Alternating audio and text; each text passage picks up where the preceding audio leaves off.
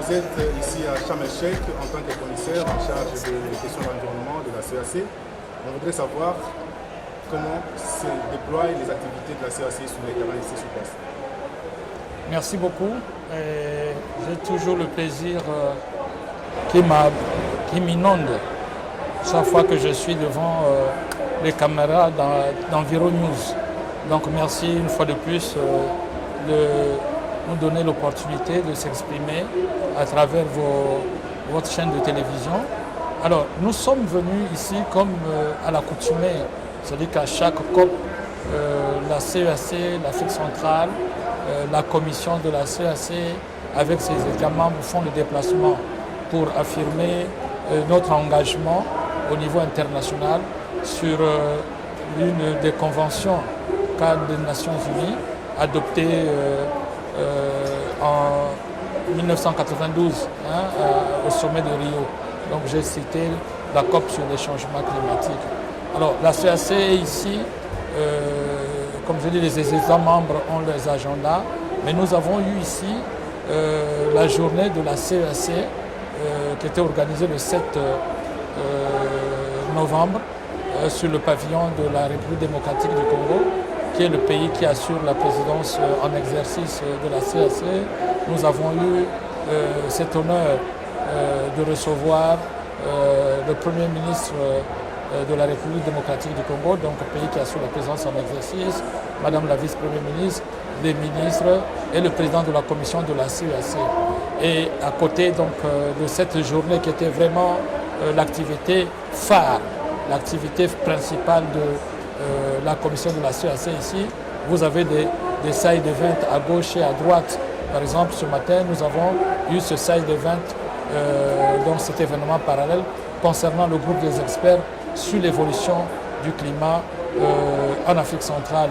Et vous avez eu aussi cet événement parallèle de l'agence d'exécution qui est le réseau des organisations de la société civile pour l'économie verte.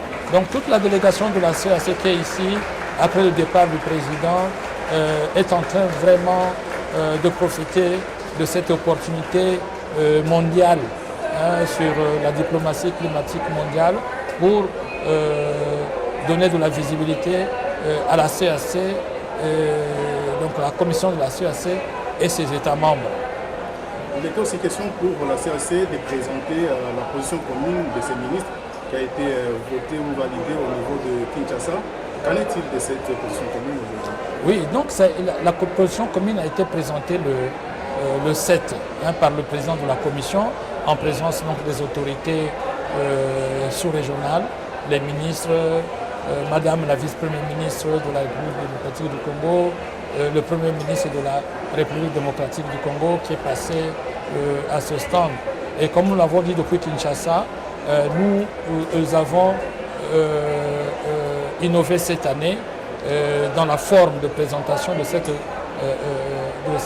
position commune. Oui, nous avons innové, mais vous le savez que la position commune est devenue une tradition en Afrique centrale. Donc c'est une position commune qui insiste surtout sur ce que nous devons apporter, nos responsabilités. C'est vrai qu'on rappelle les enjeux par rapport à la finance, les enjeux par rapport à l'adaptation, les enjeux par rapport aux pertes et dommages, les enjeux par rapport à l'atténuation. Mais cette position commune, nouvelle, innovante, insiste beaucoup sur nos responsabilités. Parce que hier, on vient voir les autres, on parle d'eux, on demande des choses, on se rend compte que cela n'a pas rencontré nos besoins, ou bien n'a pas donné satisfaction à nos besoins.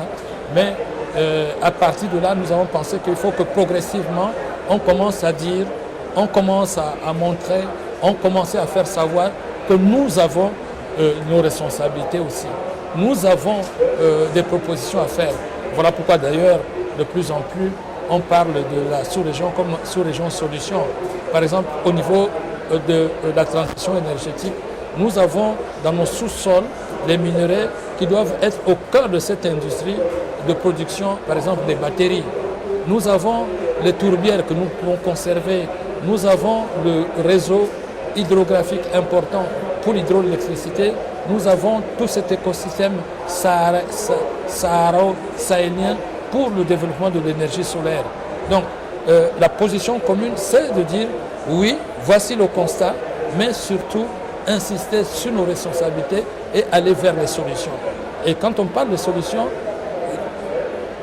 l'une des premières cibles, ou bien disons de démonstration, d'éléments de démonstration de ces solutions, c'est quand les agriculteurs, les entreprises sont contentes. Quels sont les mécanismes que vous avez mis en place pour que la position que les pays de la CEAC soient considérés dans les différentes négociations futures? Oui, c'est-à-dire que déjà, il faut dire que nous avons pensé qu'il nous fallait un cadre institutionnel un peu complet. Pas un peu, mais complet. Mais vraiment à ce stade de notre réflexion qui est quasiment très avancée pour passer aux actions.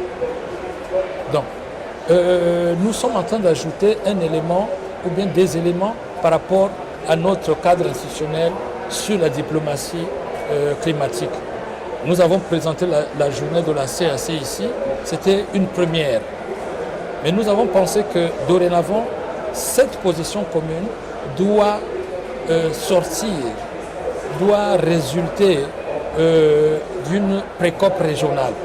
Une pré-COP régionale ou bien une COP régionale qui elle-même sera précédée des COP nationales. De façon qu'à partir du bas, nous avons des informations qui arrivent au niveau régional et au niveau régional, nous amenons au niveau international. Ça, c'est la première chose. Deuxième chose, le cadre, c'est que nous avons, le cadre doit être hyper juridique. Voilà pourquoi nous sommes en train de penser que après ici, comme nous avons l'habitude de faire, il y aura une journée de décryptage de tout ce que nous avons vu ici, tout ce qui a été dit ici, comment on met ça en œuvre et comment chaque élément de ce cadre institutionnel pourra jouer son rôle. C'est à quoi ça sert? On sort d'ici, qu'est-ce qui a été dit au niveau des scientifiques? Ça sera le groupe des experts sur l'évolution du climat. Qu'est-ce qui a été dit par rapport aux entreprises? Ça sera au groupe. Par rapport à la météorologie, c'est l'institution qui est basée à Yaoundé.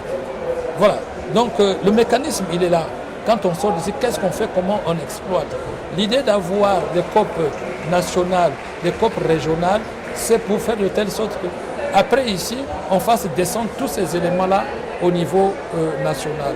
Et avant de venir ici, qu'on parte du bas vers l'international. Vous voyez un peu le mécanisme est là, et c'est la première fois. N'oubliez pas que l'Afrique centrale, dans le cadre de l'évaluation de l'Union africaine sur l'état de l'intégration, nous avons le meilleur score en Afrique centrale en ce qui concerne l'intégration environnementale africaine. Mais que répondez-vous à ceux qui pensent que, par exemple, pour la journée de la CEAC, on n'a pas vu, par exemple, les grandes personnalités de l'extérieur venir à cette activité? On a vu plus les membres de nos communautés, de nos pays respectifs. Et la communication faite a été justement adressée à ces membres-là. Et pourtant, vous devez vous adresser à ceux qui soutiennent le financement, qui détiennent le financement, à ceux qui peuvent apporter des solutions à vos problèmes. Que répondez-vous à ceux qui pensent que cette manière de faire n'est pas assez bonne? Non, mais justement, avant d'aller convaincre les autres, il faut que vous convainquez vous-même. Quand on parle de la question du climat, en fait, c'est au niveau de la communication. Mais ce qui est hyper intéressant, c'est d'abord que nous comprenons que c'est une affaire du développement. Alors, donc c'est à vous les médias justement d'expliquer que le développement, c'est d'abord endogène. C'est pas aller voir les autres. Pourquoi? Parce que c'est ça les habitudes qu'on a eues peut-être dans le passé. Que quand un jour on s'adresse, d'abord, il faut convaincre chez vous. Il faut que les gens qui sont dans votre maison soient au courant. S'ils apprennent ça à l'extérieur, voyez-vous ce que ça va faire? Voilà pourquoi nous nous adressons d'abord aux nôtres. Et en plus, c'était la première édition de la journée de la CEAC. Il faut qu'ils soient informés, les nôtres soient informés. Et comme ça, on commence à se rendre compte que c'est des questions qui nous intéressent d'abord nous-mêmes, avant d'aller voir les autres. C'est ça qu'il faut changer. Donc, non, il faut aller voir les autres. Mais ceux qui sont sur place, ils doivent être au courant. Les entreprises, quand on parle de changement climatique, tout le monde doit être au courant en Afrique centrale. Alors, en 2021, lors de la COP26, il a été annoncé plusieurs financements, notamment 1,5 milliard pour les forêts du bassin du Congo. Ce matin, il y a par exemple le PFDC qui vient de publier un communiqué comme quoi les bailleurs de fonds ont déjà décaissé 500 millions de dollars à peu près pour les forêts du bassin du Congo. est-ce que la CEAC est au courant de ces décaissements, au courant de ces financements? Le problème, ce n'est pas être au courant ou ne pas être au courant. Ça revient toujours à ce que nous sommes en train de dire à la CEAC. Nous devons commencer à nous organiser en interne et que nous finançons ce développement et que nous mettons un cadre qui nous permet de coordonner, d'être au courant de tout cela. Voilà, je ne vais pas aller vraiment dans le détail, mais la vision des chefs d'État, c'est celle-là, d'abord sur le plan interne. Voilà pourquoi la position commune, on insiste sur les solutions internes.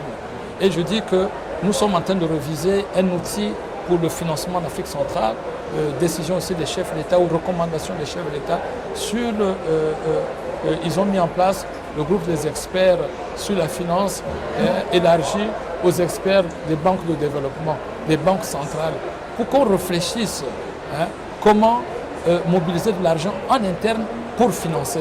Les autres viendront. Vous savez, la Banque mondiale a publié des chiffres où ils disent que les transferts d'argent de la diaspora dépassent de très loin, mais vraiment très loin, l'aide au développement. Ça, vous êtes au courant. Voilà, c'est dans ce sens-là que nous sommes en train de faire. Alors, quelles sont les perspectives aujourd'hui avec toute la dynamique qui s'est mise en place à travers la CEAC? Oui, toutes les perspectives, c'est accélérer l'opérationnalisation. Accélérer l'opérationnalisation de ce cadre institutionnel, accélérer l'opérationnalisation du système de l'économie verte en Afrique centrale avec le réseau des entreprises, accélérer l'opérationnalisation de la confédération des artisans et des entreprises de l'économie bleue. Donc tout ce que nous avons mis en place, il faut passer à l'opérationnalisation, accélérer pour qu'il y ait maintenant des résultats. Aller vers les impacts, vers les résultats.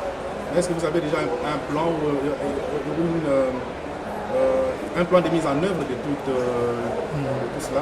Mais il s'agit du plan stratégique de la CEAC, de la commission de la CEAC, qui a été adopté le 27 novembre 2020 à Libreville. Nous travaillons dans le cadre de la mise en œuvre de ce plan stratégique. Voilà. Merci beaucoup, docteur.